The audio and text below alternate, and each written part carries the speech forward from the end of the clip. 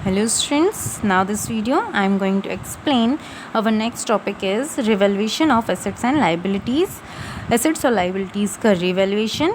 इस टॉपिक के बारे में हमने गाइस लास्ट चैप्टर में भी पढ़ा था। Reconstitution of a partnership firm, जब पार्टनर्स के प्रॉफिट शेयरिंग रेशियो में चेंजेस हो रहे थे तब भी अपन ने एसेट्स और लाइबिलिटीज़ को रीवैल्यूएट करना सीखा था। आज अपन इस चैप्टर में फिर से इस टॉपिक को रिवाइज़ करेंगे और उसके साथ साथ रिवैल्यूएशन अकाउंट का फॉर्मेट कैसा होता है और उसे कैसे बनाया जाता है ये भी देखेंगे। चलिए स्टार्ट करते हैं। When a new partner is admitted in a firm, it is essential that assets and liabilities of the firm show its real value. जब एक नए पार्टनर का एडमिशन होता है फर्म में, तभी ज़रूरी हो जाता है कि फ़र्म की एसेट्स और लाइबिलिटीज़ को उनकी रियल वैल्यू पर शो किया जाए। इस पर्पज़ के लिए एसेट्स और लाइबिलिटीज़ का रीवैल्यूएशन किया जाता है। ठीक है, एसेट्स और लाइबिलिटीज़ को रीवैल्यूएट करने के लिए रीवैल्यूएशन अकाउंट ओपन किया जाता है।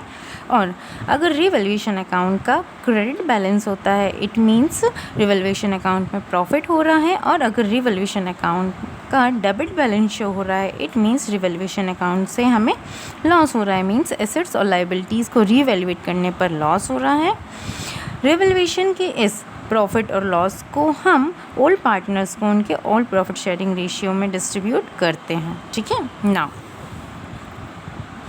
Journal entries related for revaluation. ठीक है, सो गाइस एक बार फिर से मैंने बता देती हूँ आपको कि एसेट्स का बैलेंस हमेशा डेबिट होता है और लाइबिलिटीज़ का बैलेंस हमेशा क्रेडिट होता है। एसेट्स अगर बढ़ती हैं तो वो और डेबिट होंगी और अगर घटती हैं तो वो क्रेडिट होंगी। ठीक है, इसी तरह लाइबिलिटीज़ का बैलेंस हमेशा क्रेडिट होता है। अगर लाइबिलिटीज़ डिक्रीज़ होंगी तो वो डेबिट होंगी और अगर लाइबिलिटीज़ इंक्रीज़ होंगी तो वो क्रेडिट होंगी। ठीक है, now first entry on increasing in the value of assets की वैल्यू इंक्रीज़ होने पर हम क्या करते हैं, डेबिट करते हैं। और एसेट्स की वैल्यू इंक्रीज़ हो रही है, इस घटे या बढ़े, इंक्रीमेंट और डिक्रीमेंट को हम कहाँ शो करते हैं, रिवैल्यूएशन अकाउंट में, है ना। तो उस अपोजिट साइड क्या आ जाएगा, रिवैल्यूएशन अकाउंट। ठीक है, तो एंट्री बन जाएगी assets account debit to revaluation account being increase in the value of assets. Assets की वैल्यू डिक्रीज़ होने पर क्या होगा, क्रेडिट हो जाएंगे assets, opposite side revaluation account आ जाएगा। तो एंट्री बनेगी revaluation account debit to assets account being decrease in the value of assets. Now third entry decrease in the liability decrease होने पर क्या होंगी, वो डेबिट होंगी। तो दूसरी साइड क्या आ जाएगा, रिवैल्यूएशन अकाउंट। अब एंट्री बनाएंगे liabilities account debit to revaluation account being decrease in the value of liabilities. Fourth entry on increasing in liability increase होने पर वो और क्रेडिट होंगी, है ना। एंट्री क्या बनेगी, revaluation account debit to liabilities account being increase in the value of liability.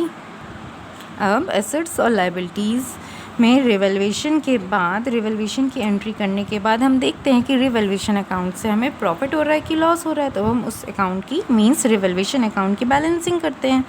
Balancing करने पर अगर प्रॉफिट हो रहा है तब एंट्री बनेगी revaluation account debit to all partners capital account.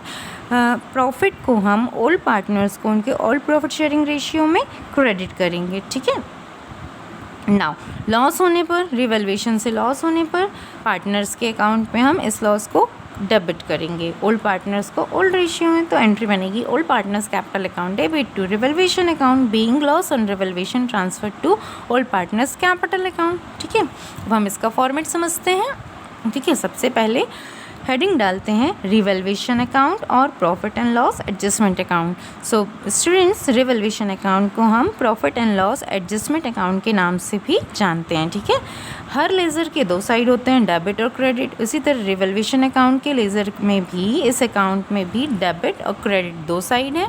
ठीक है, इसके डेबिट साइड हम रिकॉर्ड करते हैं to decrease in the value of assets की वैल्यू में decrement, to increase in the value of liabilities की वैल्यू में इंक्रीमेंट, टू अनरिकॉर्डेड लाइबिलिटीज़। नए पार्टनर के एडमिशन के टाइम पे अगर फर्म की बुक्स में कोई लाइबिलिटी अगर अनरिकॉर्डेड है, जिसका लिखा पहले नहीं हुआ है, तो हम उसको भी रिकॉर्ड कर देंगे।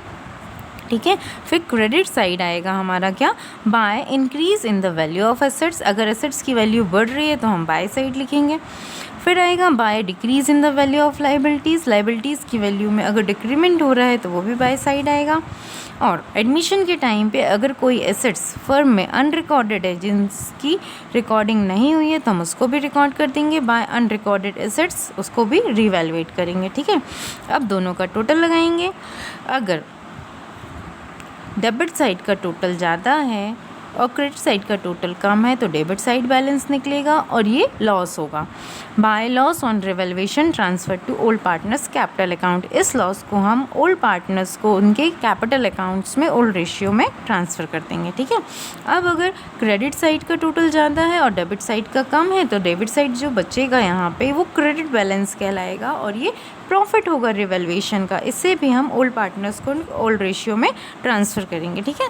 तो गाइज़ इसमें एक चीज़ बहुत ध्यान से देखना है आपको कि जब एसेट्स डिक्रीज़ होती हैं तो डेबिट साइड आएगा इसके, और अगर लाइबिलिटीज़ इंक्रीज़ हैं तो वो भी डेबिट साइड आएंगी। इसका अपोजिट क्रेडिट साइड होगा। यहाँ पे एसेट्स का डिक्रीमेंट था तो क्रेडिट साइड एसेट्स का इंक्रीमेंट आएगा।